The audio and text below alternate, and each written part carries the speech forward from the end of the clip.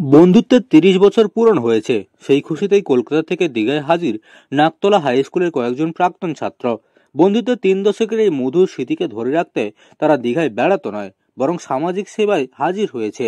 বহু বছর পর আবার একসঙ্গে মিলিত হওয়ার আনন্দকে শুধুমাত্র তারা উদযাপন করেননি, সেই আনন্দকে তারা ছোট ছোট ছেলে মেয়েদের সঙ্গে ভাগ করে নিয়েছে।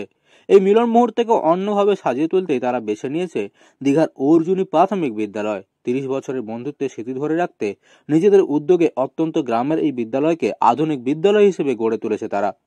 1996 সালে নাকতলা হাই স্কুল থেকে পাশ করা সমস্ত ছাত্রবৃন্দ, আমাদের বন্ধুত্বের আজকে 30 বছর। তো এই নিয়ে আমরা এই স্কুলে দ্বিতীয়বার এলাম। আমাদের কাজের মূল ধারা বা মূল লক্ষ্য হচ্ছে পরিবেশ এবং শিশু শিক্ষা এবং আগামী ভবিষ্যৎকে সুরক্ষিত করে রাখার অঙ্গীকার।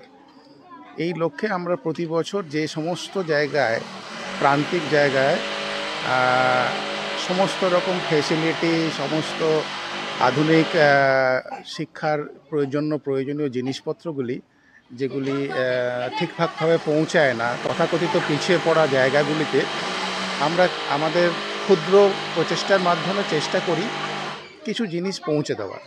দীঘার অর্জুনী প্রাথমিক বিদ্যালয়ের 3টি ক্লাসরুমকে স্মার্ট ক্লাসরুমে পরিণত করার উদ্যোগ নেন এই বন্ধুরা। তাদের লক্ষ্য ছিল গ্রামের স্কুলে ছোট ছোট ছাত্রছাত্রীদের আধুনিক শিক্ষার সুবিধা পৌঁছে দেওয়া।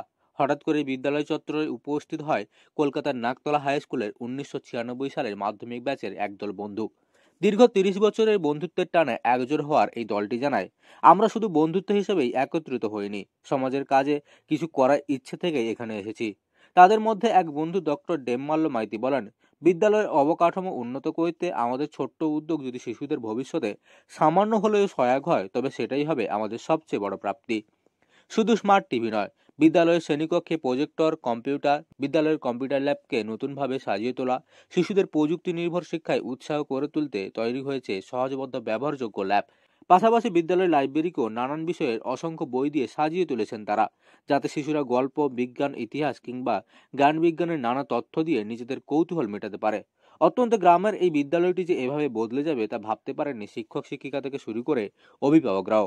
পড়াশোনার পাশাপাশি খেলাধুলাকেও সমান গুরুত্ব দিয়ে নিয়ে এসেছেন বিভিন্ন খেলাধুলার সরঞ্জামও। তাদের কেউ ডাক্তার, কেউ শিক্ষক, কেউ কর্পোরেট চাকরিজীবী।